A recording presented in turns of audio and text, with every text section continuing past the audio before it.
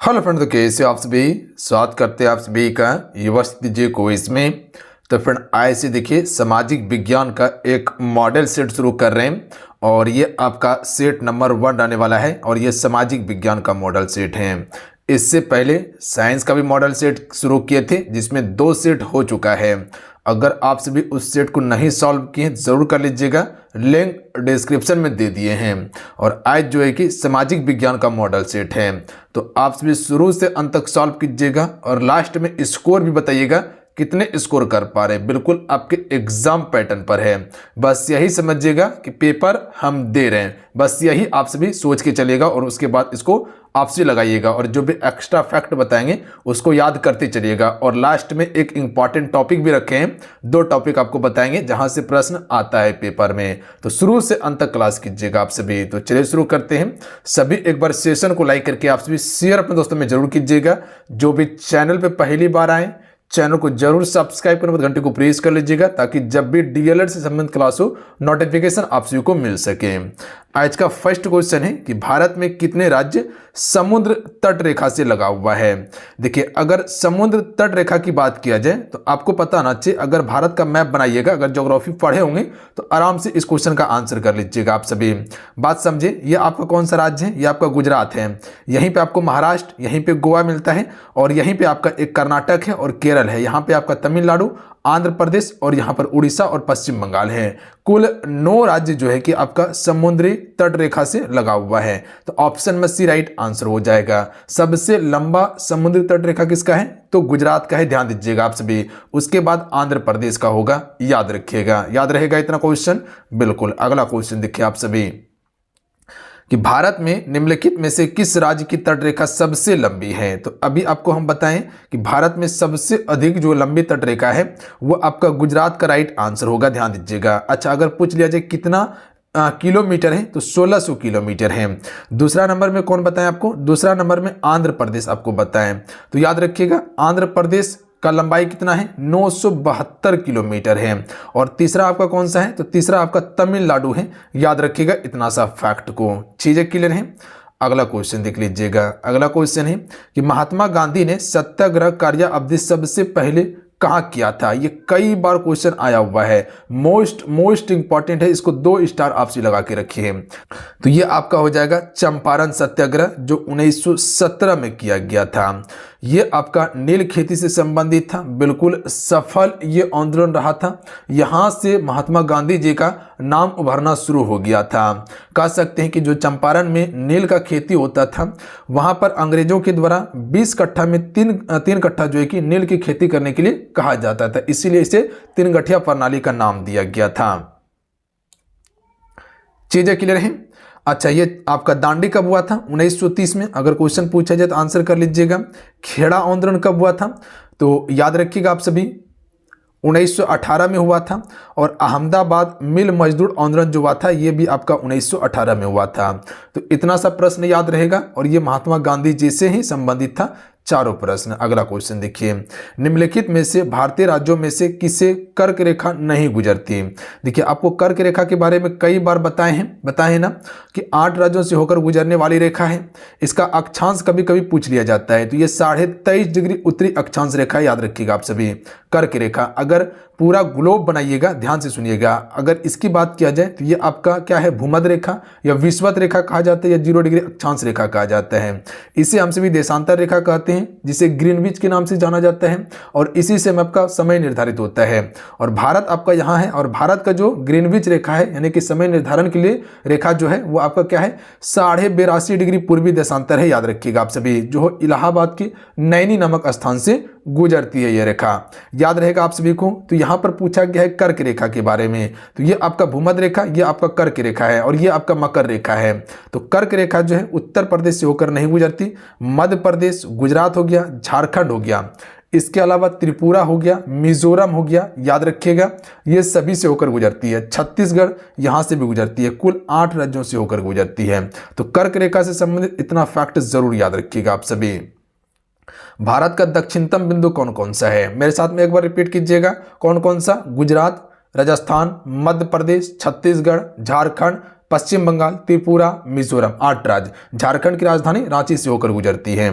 तो भारत का दक्षिणतम बिंदु की बात किया जाए तो अगर भारत का मैप बनाइएगा तो यहाँ एक देखिएगा अंडमान निकोबार द्वीप समूह देखने के लिए मिलता है। यहीं पर एक पॉइंट है जिसे इंदिरा पॉइंट के नाम से जाना जाता है, याद रखिएगा। इंदिरा कॉल जो है वो आपका लद्दाख वाला क्षेत्र में है और सबसे उत्तरी बिंदु है वो, बट यहाँ पर दक्षिणी बिंदु कहा गया है, तो ये आपका इंदिरा पॉइंट बिल्कुल करेक्ट आंसर होगा और ये भूमध्य रेखा से सबसे नजदीक पॉइंट है, ध्यान देंगे आप सभी।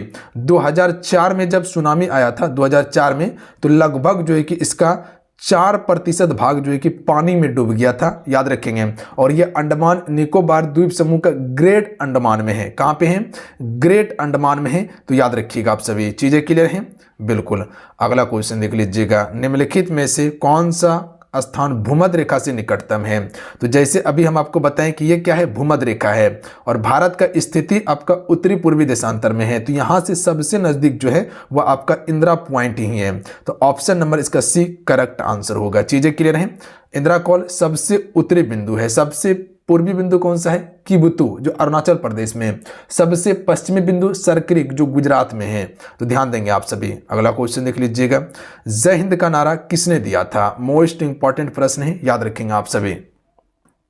देखिए, जय हिंद का नारा सुभाष चंद्र बोस के द्वारा दिया गया था, याद रखिएगा आप सभी। और ये जो है आजाद हिंद फौज का आधिकारिक अभिवादक भी था आपका सुभाष चंद्र बोस। अगला क्वेश्चन देखिए, भारतीय भूमि का सर्वाधिक उत्तरी भाग कौन सा है? तो अभी आपको बताएं जो लद्दाख वाला क्षेत्र है, अगर ये भारत का अगर मैप बनाइएगा तो इसी क्षेत्र में आपको देखने के लिए मिलता है कौन सा? इंदिरा कॉल देखने के लिए मिलता है। तो ऑप्शन नंबर इसका डी राइट आंसर हो जाएगा, याद रखेंगे आप सभी। चीजें क्लियर हैं? अगला क्वेश्चन देख लीजिएगा, किसने कहा था तुम मुझे खून दो मैं तुम्हें आजादी दूंगा? तो ये नारा सुभाष चंद्र बोस ने दिया था। ऑप्शन में ए राइट आंसर होगा। और ये नारा कब दिया गया था? 1944 में दिया गया था। कहाँ? म्यांमार बर्मा में दिया गया था। अगला क्वेश्चन देख लीजिएगा, भारत की मुख्य भूमि को रामेश्वर द्वीप से कौन अलग करता है? अगर भारत का मैप बनाइएगा तो यहीं पे आपको एक श्रीलंका देखने के लिए मिलता है और यहीं से एक आपका रास्ता था श्रीलंका जाने के लिए, तो यहीं पर एक आपका है रामेश्वर द्वीप। तो याद रखिएगा आप सभी, ये कौन अलग करता है? पाम्बन ब्रिज इसका बिल्कुल करेक्ट आंसर होगा, ध्यान देंगे आप सभी। चलिए, यहीं से आप कुछ इंपॉर्टेंट रेखा याद रखिएगा आप सभी। अगर पूछा जाए कि भारत और चीन के बीच में कौन सी रेखा है, तो आप सभी क्या कर सकते हैं? भारत और चीन के बीच में कौन सी रेखा है? तो याद रखिएगा मैकमोहन रेखा है। कौन सी रेखा है? मैकमोहन रेखा है। और इसे कह सकते हैं कि चीन नहीं मानता। निर्धारण हुआ था 1914 में हुआ था इसका निर्धारण। और चीन का कहना है कि जो अरुणाचल प्रदेश राज्य है वो अपना राज्य है, यानी कि हमारा देश का अंग है, इसीलिए उस रेखा को चीन नहीं मानता। अगला प्रश्न देखिए, द्वीप एक द्वीप है, यह आपका गुजरात के तट पर स्थित है, याद रखिएगा। ऑप्शन नंबर क्या हो जाएगा? सी करेक्ट आंसर होगा। और ये जो आप द्वीप जो देख रहे हैं यह आपका दमन और द्वीप केंद्र शासित प्रदेश का ही एक हिस्सा है, जो 2020 में दादरा और नगर हवेली के साथ मिला दिया गया है इसको। तो दादरा और नगर हवेली किसके साथ में है? दमन और द्वीप के साथ में। ये सभी को मर्ज कर दिया गया 2020 में। अगला क्वेश्चन देखिए, भारत तथा चीन के बीच सीमा बनाने वाली रेखा कौन सा है? तो अभी आपको बताएं कि भारत और चीन के बीच सीमा बनाने वाली रेखा मैकमोहन रेखा है। निर्धारण कब हुआ? 1914 में हुआ था। चीन मानता है इस रेखा को नहीं। ड्यूरंड रेखा भारत अफगानिस्तान के बीच में नहीं, गलत बात। ड्यूरंड रेखा जो है भारत नहीं पाकिस्तान और अफगानिस्तान के बीच में है। रेडक्लिफ लाइन जो है ये आपका पाकिस्तान और अपना इंडिया के बीच में है, याद रहेगा आप सभी को। अगला क्वेश्चन देखिए, क्वेश्चन है कि निम्नलिखित में से किस भारतीय राज्य की समुद्री तटरेखा सबसे छोटी है? देखिए, समुद्री तटरेखा सबसे छोटी जो है वो आपका गोवा का होगा। और गोवा में प्रति व्यक्ति आय जो है ये सबसे अधिक है। गोवा की राजधानी कहाँ पे है? पणजी, जो मांडवी नदी के तट पर स्थित है। तो गोवा इसका बिल्कुल करेक्ट आंसर हो जाएगा।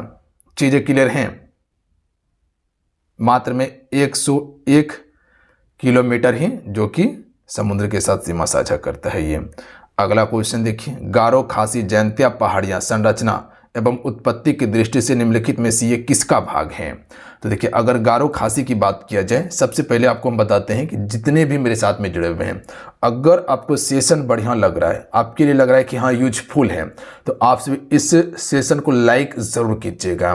नीचे आपको अंगूठा का बटन दिखाई देगा, साइड में देखिए आप सभी, उसको सबसे पहले आप सभी दबा लीजिए और इस साइड में चैनल सब्सक्राइब करने का ऑप्शन देगा व्हाइट कलर में, उसे दबा के जरूर सब्सक्राइब कर लीजिएगा और ऑल नोटिफिकेशन को ऑन कर लीजिएगा। जब घंटी पर दबाइएगा आप सभी तो सबसे ऊपर वाला ऑन कर लीजिएगा, ताकि जब भी क्लास हो नोटिफिकेशन आपको मिल जाए और क्लास आपका मिस ना हो, क्योंकि अभी जो हम क्लास करवा रहे हैं इंपॉर्टेंट क्लास करवा रहे हैं। इसलिए बाबू आपसे को बोलते हैं कि क्लास मत छोड़िएगा, जितना दे रहे हैं सफिशिएंट दे रहे हैं। क्या पूछेगा ये भली भांति हमको पता है और शुरू से तैयारी हम करवाए हैं, तो आपको दिक्कत नहीं लेना है, टेंशन नहीं लेना है, बिल्कुल परफेक्ट आपको तैयारी करवाएंगे। जो दे रहे हैं आपके लिए सफिशिएंट है, बस इसको पचाने का आप क्षमता रखिए। और आपको हम बार बार कहते हैं कि प्रश्न याद कीजिए। जिस दिन प्रश्न याद करने का आपके पास क्षमता आ गया, तो उस दिन समझ लीजिए सिलेक्शन आप ही का रहने वाला है।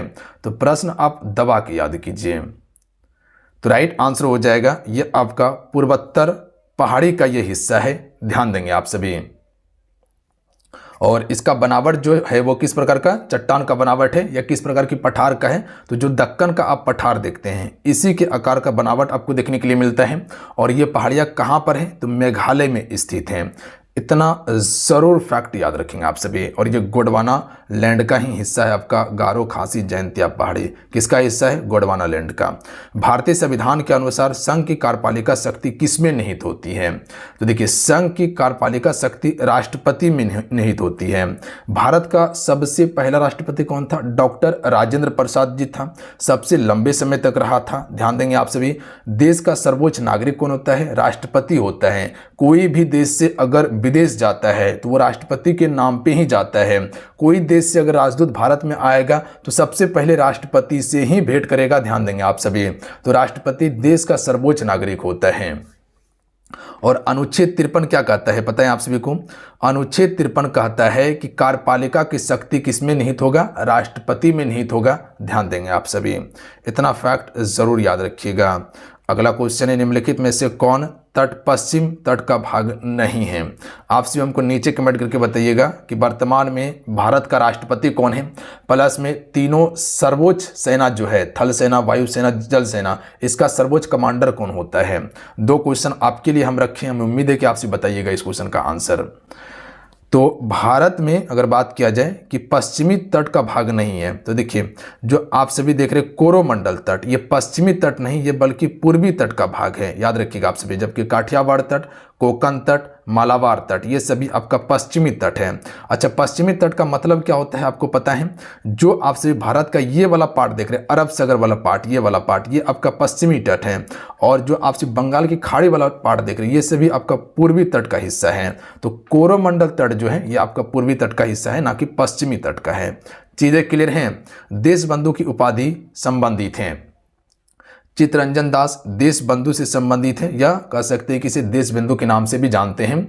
और चित्तरंजन दास स्वराज पार्टी के संस्थापक थे, याद रखिएगा आप सभी, और महात्मा गांधी जी के समर्थक थे। तो अगर क्वेश्चन पूछा जाए कि स्वराज पार्टी के संस्थापक कौन थे, तो आप से क्या कह सकते हैं कि भैया जी बिल्कुल चित्तरंजन दास। अगला क्वेश्चन है कि नमक सत्याग्रह किस ईस्वी में प्रारंभ हुआ था? ये सभी मोस्ट इंपॉर्टेंट क्वेश्चन है और प्रबल संभावना है कि पेपर में आएगा किसी न किसी शिफ्ट में। तो कह सकते हैं कि 1930 में हुआ था नमक सत्याग्रह। अच्छा, नमक सत्याग्रह शुरुआत कब हुआ था? कभी कभी डेट भी पूछा जाता है। तो आपसे कह सकते हैं कि भैया इसको शुरू हुआ था 1930 में। कब तक चला था? तो 6 अप्रैल तक चला था। याद रखिएगा 6 अप्रैल 1930 तक ही चला था। तो याद रखिएगा 1930, 24 दिन लगभग जो है कि आपका यात्रा हुआ था। अगला क्वेश्चन देख लीजिएगा, भारत की सबसे लंबी अंतर्राष्ट्रीय सीमा रेखा किस देश के साथ में है? तो देखिए भारत की सबसे लंबी अंतर्राष्ट्रीय सीमा रेखा की बात किया जाए तो आप याद रखिएगा, यहाँ से जब जाइएगा तो ये वाला जो पार्ट आप देख रहे हैं पश्चिम बंगाल वाला पार्ट, ये सबसे ज़्यादा अंतर्राष्ट्रीय सीमा साझा करता है। यहाँ पर सबसे छोटी पूछा है, सबसे लंबी है तो बांग्लादेश हो जाएगा। सबसे छोटी पूछा जाए तो भूटान याद रखिएगा आप सभी, ध्यान देंगे आपसे, भूटान याद रखिएगा। भूटान और अरुणाचल प्रदेश, उसके बाद जो कह सकते हैं कि सिक्किम है, उसी के बीच में है। 4,946 वर्ग किलोमीटर जो है कि ये अपना सीमा साझा करता है। कौन? पश्चिम बंगाल। पश्चिम बंगाल नहीं, बांग्लादेश। भारतीय सशस्त्र सेना का सर्वोच्च कमांडर कौन होता है? तो अभी आपको बताए थे कि राष्ट्रपति तीनों सेना का सर्वोच्च कमांडर होता है। अगला क्वेश्चन देख लीजिएगा। क्वेश्चन है कि संघ की कार्यपालिका शक्ति किसमें निहित है? तो संघ की कार्यपालिका शक्ति राष्ट्रपति में ही निहित है, और ये क्वेश्चन अभी इसका आंसर हम बता चुके हैं आप सभी को। अगला क्वेश्चन है कि इनकलाब जिंदाबाद का नारा किसने दिया था?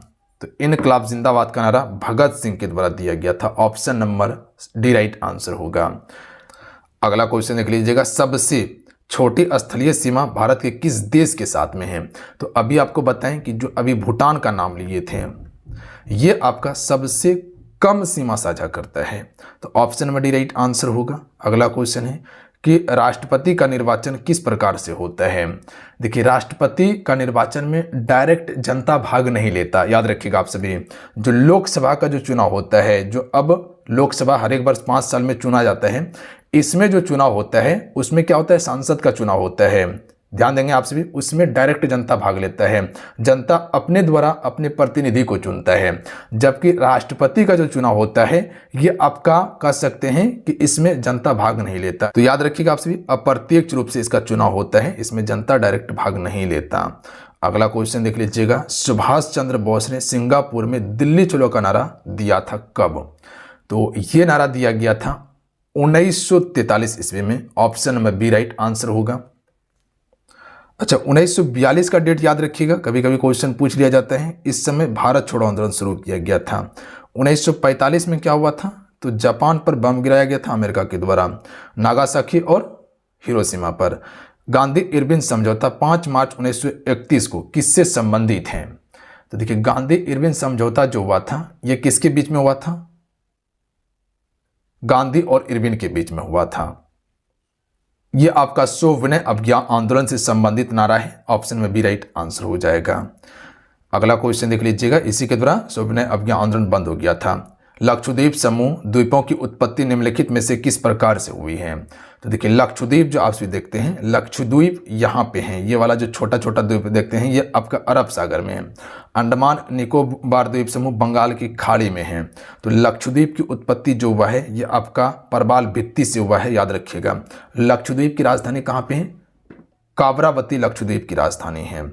अगला क्वेश्चन है कि वर्ष 1919 में जलियांवाला बाग हत्याकांड कहाँ पर हुआ था? तो ये कई बार बताए हैं कि अमृतसर में हुआ था। जनरल ओ डायर के द्वारा गोली चलाने का आदेश दिया गया था, और ये आपका बैसाखी के समय में हुआ था। याद रखिएगा, बैसाखी काफ़ी ज़्यादा बड़ा पर्व होता है, पंजाब का बहुत बड़ा पर्व माना जाता है। जनरल ओ डायर ने गोली चलवाया था और 13 अप्रैल को हुआ था। अच्छा, इसका जांच करने के लिए कौन सा आयोग गठित किया गया था? हंटर आयोग। याद रखिएगा आप सभी।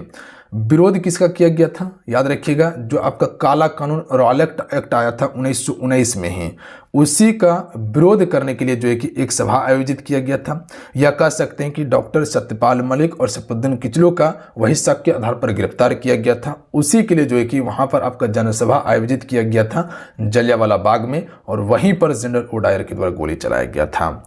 गांधी जी भारतीय राष्ट्रीय कांग्रेस के अध्यक्ष कितने बार बने हैं? तो मात्र एक बार ही बने हैं, 1924 ईस्वी में बेलगांव अधिवेशन का। तो आप स्वीकार सकते हैं ऑप्शन में ए राइट आंसर होगा। इसके बाद फिर कभी गांधी जी भारतीय राष्ट्रीय कांग्रेस के अध्यक्ष नहीं बने थे। तो यहां से हम सभी 30 क्वेश्चन कंप्लीट कर चुके हैं। यहीं से एक याद रखिएगा कि 1925 ईस्वी में भारतीय राष्ट्रीय कांग्रेस की पहली भारतीय महिला अध्यक्ष बनती है सरोजिनी नायडू, और वहीं पर 1917 ईस्वी में पहली बार कांग्रेस का महिला अध्यक्ष एनी बेसेंट बनती है। याद रखेंगे आप सभी। उसके बाद अब आइए कुछ इंपॉर्टेंट टॉपिक कंप्लीट करते हैं जो आपको बताए थे कि यहाँ से प्रश्न बनता है, और वही टॉपिक कंप्लीट करवाएंगे। भारत की प्रमुख बहुउद्देशीय नदी घाटी परियोजना, अगर पेपर देखिएगा तो प्रश्न आपको देखने के लिए मिलेगा। दामोदर नदी घाटी परियोजना सबसे पहले हमसे कंप्लीट करते हैं। देखिए, दामोदर नदी घाटी परियोजना की बात किया जाए तो ये आपका दामोदर नदी पर है। ध्यान देंगे आप सभी। और ये झारखंड और पश्चिम बंगाल की संयुक्त परियोजना है और ये बाढ़ नियंत्रण, सिंचाई और बिजली उत्पादन के लिए बनाया गया था। उसके बाद है आपका भांखड़ा नांगल परियोजना, ये आपका सतलुज नदी पर है, याद रखिएगा आप सभी।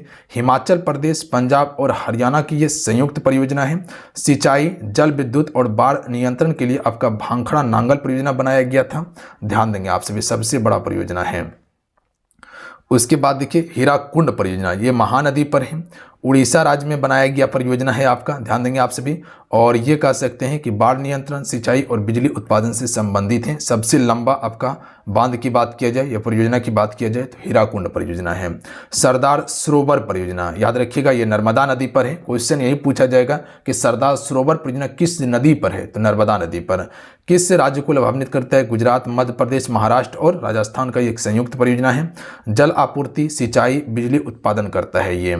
अगला क्वेश्चन देख लीजिएगा, इंदिरा गांधी नहर परियोजना, ये आपका सतलुज नदी पर ही है, राजस्थान राज्य से संबंधित है। सिंचाई और मरुस्थलीय को रोकना ही इसका मुख्य उद्देश्य है और सबसे लंबी नहर आपका इंदिरा गांधी नहर है। तो अगर क्वेश्चन पूछा जाए कि भारत की सबसे लंबी नहर कौन सी है, इंदिरा गांधी नहर।